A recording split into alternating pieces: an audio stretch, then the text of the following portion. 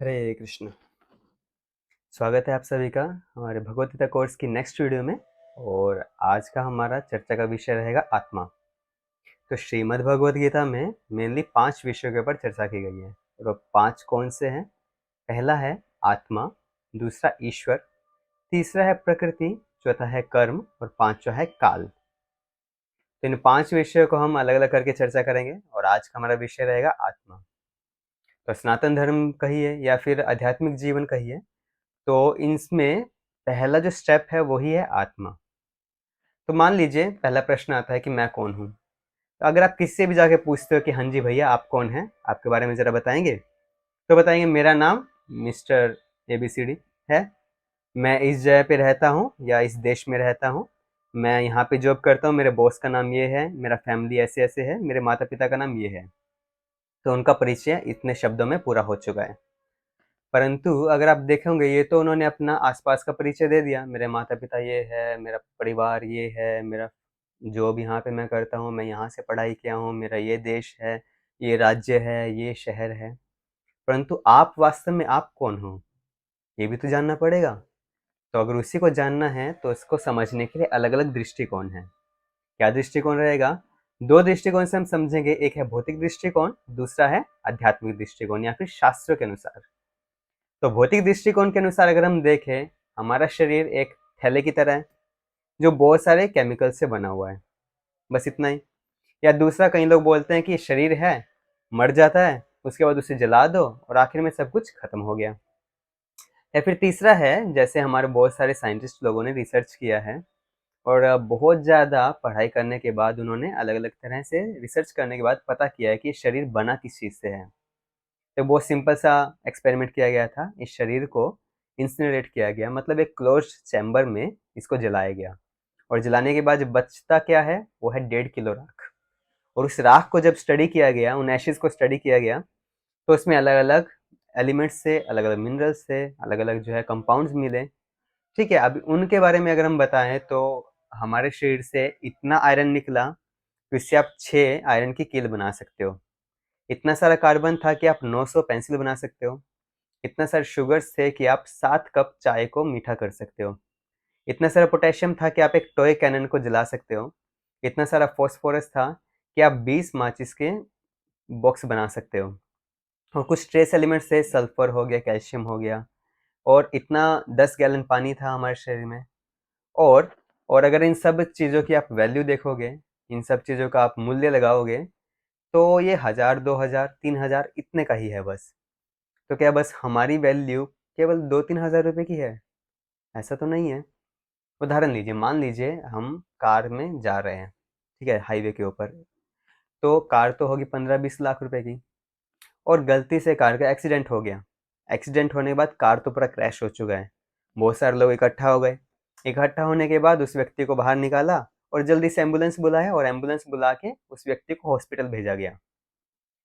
तो अभी कार भी थी और व्यक्ति भी था। परंतु जब बचाने की बारी आई तो हमने सबसे पहले किसे प्रेफर किया? उस व्यक्ति को। परंतु अगर दोनों का मूल्य देखें, कार थी 15-20 लाख की, व्यक्ति था 2-3 हज़ार रुपए का, पर हमने बचाया तो उस सस्ते से आदमी को। ऐसा क्यों किया गया? इसका भी बहुत बड़ा कारण है। दूसरा उदाहरण लीजिए, मान लीजिए एक छोटा बच्चा है, वो उसके पास एक खिलौने वाली गाड़ी है। तो उस खिलौने वाली गाड़ी का चाबी भरता है, गाड़ी चलने लग जाती है। तो बच्चे को एक्सपीरियंस हो गया कि ये गाड़ी जो चलती है वो एक चाबी भरने से चलती है। तो बच्चा जब बड़ा हुआ, उसने एक बड़ी गाड़ी देखी रोड के ऊपर, तो वो वही सोचने लगे कि इसको एक चाबी से भरा है और गाड़ी चलती है। परंतु बच्चे का पिता जानता है कि उस गाड़ी के अंदर एक ड्राइवर है जो उस गाड़ी को कंट्रोल कर रहा है, उस गाड़ी को चला रहा है। बिना ड्राइवर के गाड़ी नहीं चलेगी। इसी प्रकार से जब गाड़ी बिना ड्राइवर के नहीं चलती है तो हमारा शरीर भी नहीं चल सकता। एक गाड़ी है, उसमें आपका इंजन भी है, पूरा मशीनरी बिल्कुल परफेक्ट है, उसमें डीजल है, पेट्रोल है, जो भी है सब कुछ है। परंतु तब भी गाड़ी को चलाने के लिए एक ड्राइवर की आवश्यकता पड़ती है। इसी प्रकार से हमारा शरीर, उसमें पूरा मशीनरी परफेक्टली है, हर एक चीज है, बिल्कुल परफेक्ट है सब कुछ। परंतु उसको चलाने के लिए किसकी जरूरत है? एक आत्मा की जरूरत है। वो आत्मा ही है जो शरीर को पूरा कंट्रोल करती है और शरीर को एक वर्किंग फॉर्म में लेके आती है। बिना आत्मा के शरीर काम नहीं करता। जैसे एक और उदाहरण लीजिए, मान लीजिए जब किसी के घर में कोई पिताजी मर गए, तो पूरा घर वाले आसपास बैठ जाते हैं और रोने लग जाते हैं, हाय पिताजी मर गए, पिताजी चले गए, पिताजी चले गए, चले गए। कोई उनको बोला, भाई कहाँ चले गए, सामने तो लेटे हुए हैं, कहाँ गए? नहीं, पिताजी चले गए, पिताजी चले गए, पिताजी चले गए। परंतु पिताजी तो सामने हैं। गया कौन है? गया है उसकी आत्मा, पिताजी की आत्मा जो थी वो चली गई। तो वास्तव में पिताजी चले गए, पिताजी का शरीर यहाँ पे पड़ा हुआ है, जिसको हम पिताजी मान रहे थे। दूसरा उदाहरण लीजिए, मान लीजिए जैसे मैं यहाँ सामने बैठा हूँ, अभी मुझे हार्ट अटैक आ जाए, मेरी आत्मा शरीर से बाहर आएगी और मैं यहीं पे बैठा बैठा मर जाऊंगा। तो इन सब चीज़ों से सिद्ध होता है कि हम वास्तव में क्या है, हम शरीर नहीं है, हम आत्मा हैं। तो एक जीवित शरीर और एक मृत शरीर में अंतर क्या है? एक जीवित शरीर में आत्मा है और मृत शरीर में आत्मा नहीं है। वरना अगर देखोगे तो दोनों शरीर में जो कॉम्पोजिशन है, जो भी चीज़ है वो बिल्कुल सेम है, बस एक आत्मा का अंतर है। जीवित में आत्मा होती है, मृत में आत्मा नहीं है। और आत्मा को कैसे पहचाने कि है या नहीं है? आत्मा का एक लक्षण होता है चेतना। चेतना का मतलब है, मान लीजिए मुझे यहाँ पे कोई पिंच करेगा, तो मैं जान सकता हूँ कि मुझे किसी ने पिंच किया, मुझे दर्द होगा। एक पत्थर को आप पिंच करोगे, पत्थर नहीं समझ सकता है कि उसे दर्द हो रहा है या नहीं हो रहा है, परंतु हम फील कर सकते हैं। तो जो चेतना है ये पूरे शरीर में व्याप्त रहती है और ये आत्मा की वजह से ही ये पूरे शरीर में व्याप्त होती है। तो जो भी वस्तु चेतन होती है वही जीवित है, या दूसरे शब्दों में हम कहेंगे तो जो जीवित वस्तु है उनमें चेतना एक लक्षण होता है। तो ये था हमने जो भौतिक दृष्टि से समझा। और अगर हम साइंटिफिक व्यू से देखें, तो क्योंकि हमारा ज़्यादातर यकीन जो है साइंस के ऊपर है, तो इसके बारे में बहुत ज़्यादा स्टडी हुई है। जैसे कि अगर आप देखोगे तो नियर डेथ एक्सपीरियंस के बारे में बात किया जाता है। बहुत सारे लोग अपना एक्सपीरियंस बताते हैं कि वो मर गए थे और उन्होंने बहुत कुछ देखा, परंतु फिर वापस से एकदम जिंदा हो गए और बाद में बताते हैं मेरे साथ क्या क्या हुआ। ठीक है, ऐसा एक आदमी दो आदमी नहीं है, ऐसा बहुत सारे लोग हैं पूरी दुनिया में। या फिर आप अगर देखोगे तो रीइंकार्नेशन के बारे में, पुनर्जन्म के बारे में, पुनर्जन्म के बारे में बहुत सारे लोगों ने की अपनी अपनी स्टोरीज है, उसके बारे में स्टडीज हुआ है, उसके बारे में पूरा एक डॉक्यूमेंट्री है, उसके बारे में बहुत सारी बुक्स भी लिखी गई है। एक ऐसे डॉक्टर थे, उन्होंने हर एक व्यक्ति का जिनके भी ऐसे ऐसे केसेस थे उनके बारे में जाके पूरा रिसर्च किया कि वास्तव में सही है नहीं है। तो बहुत सारे लोगों को जब स्टडी किया गया तो पता चला हाँ ये बिल्कुल सही चीज़ है, पुनर्जन्म वास्तविक में होता है। अगर आपको शॉर्ट में पढ़ समझना है तो बहुत सारी बुक्स पढ़ सकते हैं, नहीं तो और सिंपली समझना है तो आप यूट्यूब पे जाइए, वहाँ पे बहुत सारी रियल सच्ची घटनाओं पर आधारित बहुत सारी वीडियोज़ हैं, वो आप देख सकते हो, वहाँ से आप सीख सकते हो, समझ सकते हो, जान सकते हो। या फिर आप अगर देखेंगे तो हमारे शास्त्रों में भी सेम चीज़ है। जैसे धृतराष्ट्र महाराज हैं, उनकी स्टोरी है, जड़ भरत है उनकी स्टोरी है, अजामिल का नियर डेथ एक्सपीरियंस है, उनकी भी स्टोरीज है, ये सारे शास्त्रों में दी गई है। तो वहाँ से भी सिद्ध होता है कि वास्तव में हम जो है आत्मा है और आत्मा वास्तव में एग्जिस्ट करती है। तो हमारे शरीर में आत्मा रहती कहाँ है? अगर हम अपने शरीर को एक बार समझने की कोशिश करें तो हमारा शरीर तीन चीज़ों से बना होता है। तो हमारे शरीर में एक है स्थूल शरीर, जिसे आप बाहर से देख पा रहे हो, हमारे हाथ है, पाँव है, आँख है, नाक है, फेस है, टांगे हैं, ठीक है। ये पंच महाभूत से बना होता है, पृथ्वी, जल, अग्नि, वायु, आकाश। उसके अंदर होता है एक सूक्ष्म शरीर, वो बहुत सूक्ष्म होता है, आप देख नहीं सकते पर महसूस कर सकते हो। और सूक्ष्म शरीर किससे बना था? मन, बुद्धि, अहंकार से। मन का काम क्या होता है? मन का कार्य है थिंकिंग, फीलिंग, विलिंग। वो सोचता है, महसूस करता है, उसके बाद इच्छा करता है। मान लीजिए आप रास्ते में जा रहे हो, आपने कहीं पे गुलाब जामुन का फोटो देख लिया, तो मन एकदम से सोचेगा गुलाब जामुन क्या है, वो अच्छा एक मिठाई है। उसके बाद फिर वो फील करेगा, वो बहुत टेस्टी होता है, गरम गरम होता है, अच्छा होता है, खाने में बड़ा मजा आता है। उसके बाद विलिंग, मतलब उसको अभी इच्छा कर रहा है, अब उसको चाहिए, उसको खाने का इच्छा है। और बुद्धि का कार्य क्या है? बुद्धि का कार्य होता है डिस्क्रिमिनेटिंग पावर, मतलब उसको विवेकशील है कि उसको अच्छा और बुरा में अंतर पता है, तो मन को कंट्रोल कर सकता है कि ये करना है या ये नहीं करना है। ठीक है, जैसे उदाहरण दीजिए, मान लीजिए कोई भी क्लासरूम है, ठीक है, उस क्लासरूम में बहुत सारे स्टूडेंट्स हैं, टीचर एक ही है, सिलेबस एक ही है, टीचर का पढ़ाने का तरीका एक ही है और टीचर पढ़ा के चला जाता है, परंतु अलग अलग व्यक्ति अलग अलग तरह से परफॉर्म करता है। कुछ स्टूडेंट्स हैं जो बहुत ही एवरेज होते हैं, कुछ स्टूडेंट बहुत लो लेवल के हैं, कुछ मीडियम है और कुछ हाई लेवल के हैं। तो अलग अलग लेवल के क्यों है? क्योंकि बुद्धि का लेवल अलग अलग है। ठीक है, तीसरा क्या है? अहंकार। अहंकार मतलब जैसे हम मान लीजिए हम सो जाते हैं, सोने के बाद हम जब उठते हैं, कई बार हमें पता नहीं चलता हम कहाँ हैं, हम कौन हैं, हम कहाँ पे पड़े हैं या सोए हुए हैं, कहाँ पे हैं, जगह कौन सी है या कौन सा रूम है, हमें याद ही नहीं रहता। तो हमें दोबारा याद कराने के लिए कि मैं हूँ कौन, मैं कहाँ हूँ, मेरा कार्य क्या है, वो अहंकार का कार्य होता है। अहंकार आप में ऐसे आपकी हेल्प करता है। अहंकार भी दो तरह का होता है, एक होता है मिथ्या अहंकार, एक होता है जो सत्य अहंकार है। मिथ्या अहंकार कि मैं बहुत बड़ा आदमी हूँ, मैं ये हूँ, मैं वो हूँ। परंतु सत्य अहंकार क्या है कि मैं वास्तव में हूँ कौन, वास्तव में मैं आत्मा हूँ। ये असली अहंकार होता है। और लास्ट में क्या है, आत्मा। आत्मा तीन चीजों से बनी होती है।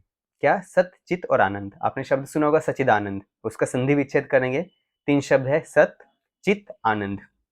सत का मतलब है जो शाश्वत है, हमेशा रहने वाला है, जो कभी मरता नहीं। ठीक है। चित का मतलब है पूरी तरह से ज्ञानवान है, और आनंद का मतलब है पूर्ण आनंद में रहता है। उदाहरण लीजिए, मान लो हम में से कोई भी है, जितने भी लोग हैं, कोई मरना चाहता है? ऐसा कोई व्यक्ति है जो चाहता है मैं मर जाऊं? हाँ, हो सकता है हमारे लाइफ में बहुत सारी प्रॉब्लम्स है, तो कोई कोई सुसाइड करना चाहता है। पर वास्तव में हम क्या चाहते हैं? एक आनंद वाली जीवन। और आनंद वाले जीवन में हम लंबा लाइफ चाहते हैं, हम कभी मरने नहीं चाहते, हम चाहते हैं हम हमेशा जिंदा रहे। किसी किसी के सामने आप मरने की बात कहोगे, डर जाएगा, अरे नहीं नहीं महाराज, ये सब बातें मत करो हमारे सामने, मरने की बातें मत करो, डर लगता है। कारण क्या है? क्योंकि हम मरना कभी चाहते ही नहीं। अभी ये क्यों है? क्योंकि हमारा आत्मा का ही स्वभाव है कि हम हमेशा रहते हैं, हम हमेशा शाश्वत हैं, हम कहीं मरते नहीं हैं, और हम पूरी तरह से आनंद में रहने वाले व्यक्ति हैं। और आत्मा, इस शरीर में आत्मा रहती कहाँ पर है? आत्मा हमारे शरीर में हृदय में रहती है। ठीक है। और आत्मा का साइज क्या है? ये सब उपनिषदों में बताया गया है, मैं पूरा श्लोक नहीं बता रहा हूँ, मैं डायरेक्ट बता रहा हूँ। तो आत्मा का जो साइज है वो बताया गया। हमारा जो बाल है, उस बाल के आप 10,000 हिस्से करेंगे, तो वो 10वां हजारवा जो हिस्से का जितना साइज है, उतने साइज का आत्मा है। अभी कोई तर्क कर सकता है, अरे हमारे पास तो आजकल इलेक्ट्रॉन माइक्रोस्कोप है, बहुत छोटे छोटे इलेक्ट्रॉन्स को हम देख सकते हैं। परंतु हम तो जब हार्ट सर्जरी करते हैं, तो वहां पे अगर हम स्टडी करेंगे तो आत्मा दिखाई नहीं देगी। तो इसका मतलब आत्मा एग्जिस्ट नहीं करता, आत्मा नाम की कोई चीज है ही नहीं, क्योंकि हमारे माइक्रोस्कोप ने आत्मा को देख ही नहीं पाए। तो ये बड़ी सिंपल सा उत्तर है इस चीज का। अरे हमारी आंखों के आगे तो सबसे पास में हमारी आई लैशेज होती हैं, हम तो आज तक उनको नहीं देख पाए, हम आत्मा या भगवान को क्या देखेंगे? या दूसरा उदाहरण, एक और सिंपल सा एक्सप्लेनेशन है। क्या? आत्मा बनी होती है सत, चित और आनंद से। हमारा जो इलेक्ट्रॉन माइक्रोस्कोप है, ये माइक्रोस्कोप है, वो किससे बना है? हमारे जो भौतिक तत्व है, पृथ्वी है, अग्नि है, जल, वायु, आकाश, इन सब के मिक्सचर से जो हमारा एलिमेंट्स बने हैं, इनसे हमारे इंस्ट्रूमेंट्स बने हुए हैं। और हमारी देखने की शक्ति कौन सी है? वो भी हमारे इन 5 एलिमेंट्स या फिर मन, बुद्धि, अहंकार, यहाँ तक सीमित है। परंतु आत्मा तो स्पिरिचुअल है, आत्मा तो आध्यात्मिक है, वो इस दुनिया की नहीं है। नारायण परो व्यक्तात्, जैसे भगवान इस दुनिया से परे हैं, ऐसी आत्मा भी इस दुनिया से परे है। तो उस आत्मा को आप इन सिंपल सी आंखों से कैसे देख सकते हो, या उस माइक्रोस्कोप से कैसे देख सकते हो जो आपने बना है? क्योंकि आप तो खुद अपूर्ण हो। तो अपूर्ण आंखों से और अपूर्ण आपके इंस्ट्रूमेंट से आप कैसे एक आध्यात्मिक वस्तु को देख सकते हैं? और हमारे शरीर में, हृदय में रहकर आत्मा पूरे शरीर को शक्ति प्रदान करता है, पूरे शरीर में जो है चेतना का विस्तार करता है। बहुत सारी स्टडीज अगर आप देखोगे तो हमें उसमें पता चल जाएगा कि हमारा हार्ट है, वही वही हमारा पूरा एनर्जी का सोर्स है पूरी बॉडी के लिए। और आत्मा के क्वालिटीज देखेंगे तो बताया गया है कि शाश्वत होती है, कभी मरती नहीं, कभी जन्म नहीं लेती है, किसी चीज से आप मार नहीं सकते हो। जैसे एक श्लोक है भगवद गीता में, नैनम छिदन्ति शस्त्राणि नैनम दहति पावका, कि आप किसी शस्त्र से, अस्त्र से आत्मा को काट नहीं सकते हो, आप अग्नि से आत्मा को जला नहीं सकते हो, पानी से आत्मा को पानी से आत्मा को गीला नहीं कर सकते हो, हवा से सुखा नहीं सकते हो। तो आपके जितने भौतिक तत्व है, वो आत्मा के ऊपर उन चीजों का प्रभाव नहीं पड़ता है, क्योंकि आत्मा आध्यात्मिक होती है। हमारे शरीर के अंत होने के बाद भी आत्मा को अंत नहीं होता है। और हमारे शरीर में 6 प्रकार के चेंजेस आते हैं, चाहे वो हम हैं, पेड़ पौधे, कोई भी है, सभी के शरीर में चेंजेस आते हैं। वो 6 चेंजेस क्या होते हैं? पहला है जन्म लेना, उसके बाद है कुछ समय के लिए बढ़ना, उसके बाद कुछ समय स्थिर हो जाना, कुछ प्रोडक्शन करना या कुछ उत्पत्ति करना, और उसके बाद धीरे धीरे क्षीण होना, और अंत में मृत्यु होना। परंतु आप देखोगे आत्मा में ऐसे कोई भी बदलाव नहीं आते हैं, ना ही आत्मा में कभी जन्म होता है, ना ही मृत्यु होता है, और बीच के जो 4 प्रोसेस है ये भी नहीं होते हैं। ठीक है, मान लिया शरीर के मरने के बाद आत्मा मरती नहीं है। तो जब आत्मा नहीं मरती है तो आत्मा जाती कहाँ है? तो आत्मा एक बॉडी से दूसरी बॉडी में ट्रांसफर हो जाती है। कैसे? तो भगवत गीता में ही एक श्लोक बताया गया है दूसरे अध्याय में, आसांसि जीर्णानि यथा विहाय नवानि गृह्णाति नरोपराणि तथा शरीरानि विहाय जीर्णानि अन्यानि संयाति नवानि देहि। इसका अर्थ है कि जैसे हमारा पुराना कपड़ा है तो वो फट गया, उस कपड़े को मैं साइड में रखता हूँ, उतार के नया कपड़ा पहनता हूँ। इसी प्रकार से जब आत्मा का एक शरीर जो उसका यूजफुल नहीं है, अभी काम का नहीं रहा, तो जो यूजफुल नहीं है उस शरीर को साइड में रखे दूसरा एक नया शरीर को आत्मा ग्रहण कर लेती है। और ये प्रोसेस किस प्रकार से होता है, उदाहरण लीजिए जैसे कि मेरे पास में कोई रोज गार्डन है, ठीक है, तो रोज गार्डन का खुशबू, रोजेस का खुशबू मेरे नाक तक आएगा कैसे, हवा के माध्यम से। इसी प्रकार से जब आत्मा को शरीर का चेंज करना है तो शरीर चेंज करने के लिए सूक्ष्म शरीर का आत्मा मदद लेता है। सूक्ष्म शरीर में मन बुद्धि अहंकार ये रहते हैं, इनके माध्यम से एक शरीर से दूसरे शरीर में आत्मा ट्रैवल करता है, ट्रांसफर होता है। तो हमने बताया जैसे आत्मा कभी मरता नहीं है, वो केवल शरीर को बदलता है, शरीर चेंज करता है। और पद्म पुराण में बताया गया है कि हमारे पास 8.4 मिलियन अलग अलग तरह की बॉडीज हैं, और उनमें से कोई भी बॉडी हम नेक्स्ट लाइफ में हमें मिल सकती है। किस आधार पे, आधार रहेगा कि आप जितना मूल्य दोगे, जिस प्रकार का प्राइस पे करोगे उतना उस टाइप का बॉडी आपको मिल जाएगी। उदाहरण लीजिए जैसे आप मार्केट में जाते हो, एक गारमेंट शॉप पे जाते हो, आप जितना पैसा दोगे उस तरह के कपड़े आप खरीद सकते हो, ठीक है। तो मान लीजिए कोई व्यक्ति जीवन भर अच्छा काम किया तो गवर्नमेंट उसे रिवार्ड करती है, या कोई व्यक्ति बुरा काम किया तो गवर्नमेंट उसे पनिशमेंट देती है। और कुछ कुछ लोग होते हैं जो गवर्नमेंट के प्रति पूरी तरह सरेंडर्ड होते हैं, डेडिकेटेड होते हैं, तो गवर्नमेंट की तरफ से रिवॉर्ड तो मिलेगा ही, पर एक स्पेशल फेवर भी मिलेगा। इसी प्रकार से कुछ लोग अच्छा काम करते हैं, पुण्य करते हैं, तो उनको एक स्पेशल रिवॉर्ड मिलता है गवर्नमेंट की तरफ से, नेचर की तरफ से। वो क्या है कि या तो उनको स्वर्ग लोक में जन्म मिलेगा, या बहुत सारे हायर प्लैनेट्स हैं वहाँ पे उनको जन्म मिल सकता है, जहाँ का जो लाइफस्टाइल है वो बहुत ही अच्छा है, बहुत सारी फैसिलिटीज है और बहुत इंजॉय कर सकते हैं। या फिर इसी अर्थ पे अच्छी फैमिलीज में उनको जन्म मिल सकता है, रिच फैमिलीज में या बहुत एजुकेटेड फैमिलीज में उनको जन्म मिल सकता है। जो लोग पाप कर्म किए हैं, ठीक है, उनको अगला जन्म में नर्क, मरने के बाद उनको नर्क में जाना पड़ेगा, वहाँ पे थोड़ा पनिशमेंट मिलेगा।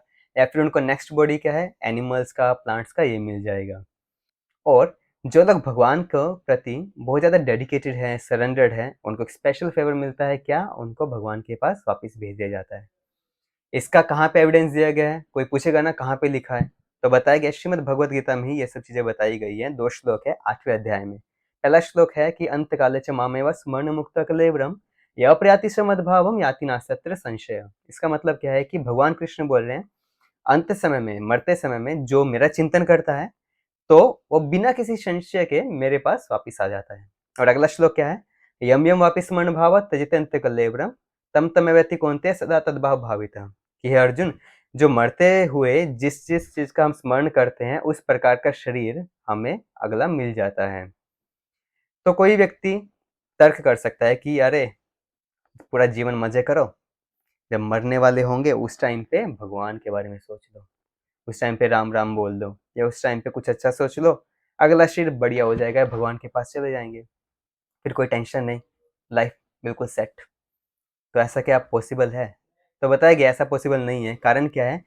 कारण ये है कि जब हम मरते हैं तो मरते हुए हमारी आंखों के सामने हमारा पूरा लाइफ हमने क्या किया उसकी एक रील प्ले होती है, ठीक है। और उस रील जब प्ले होती है तब हमारी सारी इच्छाएं और हमारे कर्म के अनुसार हमें नेक्स्ट बॉडी दे दी जाती है।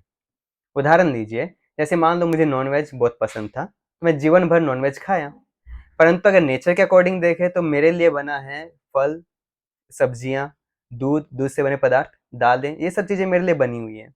परंतु मैं नेचर का जो लॉ है उसको तोड़ के नॉनवेज खाया और किसी को मारा हूं, तो उसका पाप भी लगेगा। तो जीवन भर नॉनवेज खाया है तो अंत समय में जब रील प्ले होगी तब मुझे नॉनवेज दिखाई देगा, तो मेरी फिर से इच्छा करेगी नॉनवेज चाहिए। तो मरते हुए मेरी इच्छा आ रही है और मेरे कर्म भी ऐसे ही थे, तो नेचर आपकी इच्छा पूरी करती है, वो आपकी इच्छाओं में कोई बाधा नहीं देती है। आपकी सारी डिजायर्स पूरी करना काम ही है नेचर का और भगवान का। तो उस टाइम पे आपने इच्छा किया, ओ अच्छा अच्छा आपको नॉनवेज चाहिए, ठीक है।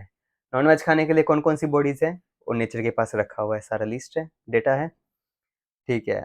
एंड एक लायन है वो खाता है, टाइगर है, हाइना है, जैकल है, क्रोकोडाइल है, सब नॉनवेज खाते हैं, ठीक है। ठीक है, इनमें से कोई सी एक बॉडी, जैसा आपका कर्म है, जैसा आपके पास पैसा है पॉकेट में, उसके अनुसार आपको इनमें से कोई एक बॉडी सिलेक्ट करके दे दिया।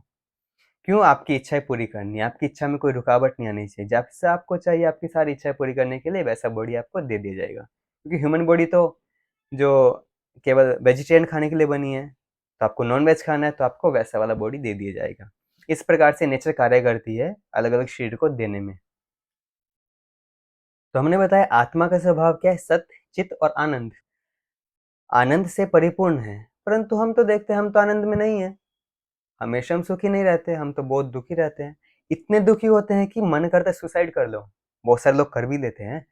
और हमारे लाइफ में टेंशन है, स्ट्रेस है, एंग्जाइटी है, डिप्रेशन है, प्रॉब्लम्स ही प्रॉब्लम्स है। कभी ये प्रॉब्लम, एक प्रॉब्लम खत्म हुई, नेक्स्ट प्रॉब्लम, कभी कभी तो 5-6 प्रॉब्लम एक साथ आ गई, और इन्हें सॉल्व करते करते हमारी लाइफ बीत रही है, और हम बस हमेशा परेशान है, अनसेटिस्फाइड है, कभी खुश नहीं है, संतुष्ट नहीं है। इसका कारण क्या है? मतलब यहाँ पे गलत बात बताई गई, हम आनंद में नहीं है। आनंद में तो होने चाहिए अगर हम आत्मा है, पर हम तो हमेशा दुखी हैं। तो इस चीज को समझने के लिए एक उदाहरण लीजिए, कहानी है। तो एक बूढ़ी औरत थी, वो मार्केट गई, मार्केट में एक पेट शॉप पे गई, पेट शॉप से उसने एक तोता खरीदा, और उसके लिए एक गोल्डन केज खरीदा, एक गोल्डन पिंजरा खरीदा। तो बहुत महंगा है तोता भी और पिंजरा भी, तो उसको लेके आ गई घर पे। तो इतना महंगा है तो उसका रोज सफाई करती थी, पिंजरे को पूरा चमका के रखती थी। कुछ दिनों बाद तोता मर गया। तो फिर से दोबारा मार्केट में आई, शॉपकीपर के पास आई, शॉपकीपर को बोला, भाई तुमने मुझे धोखा दिया है, देखो तुम्हारा तोता मर गया, तुमने तो मुझे धोखा दिया, चीटिंग किया तुमने। तो नहीं नहीं, मुझे नया तोता चाहिए, दूसरा तोता दो। तो शॉपकीपर ने बड़ा ध्यान से देखा, उसने बहुत अच्छे से चमका के रखा है पिंजरे को, परंतु तोते को कुछ खाने को ही नहीं दिया। इसी प्रकार से हम हैं बचपन से, हमने क्या किया है, अपने आप को सेल्फ ग्रूमिंग पे बहुत ध्यान दिया है, खुद को अच्छे से हेयर स्टाइल करना, अच्छे से कपड़ा पहनना, खुद को कॉस्मेटिक्स का यूज़ करना, बॉडी बिल्डिंग करना, अच्छा खाना पीना, घूमना, इन सब पे हमने बहुत ध्यान दिया। परंतु कभी आत्मा के बारे में हमने कुछ सोचा ही नहीं। आत्मा को नरिश करना भूल गए, आत्मा को पोषण दिया नहीं, आत्मा वीक हो रही है। कुछ दिनों बाद आत्मा इस शरीर को छोड़ के नेक्स्ट बॉडी में चली जाएगी। या दूसरा उदाहरण लीजिए, एक मछली है, मछली पानी में रहती है, ठीक है। मछली जल की रानी है, जीवन उसका पानी है।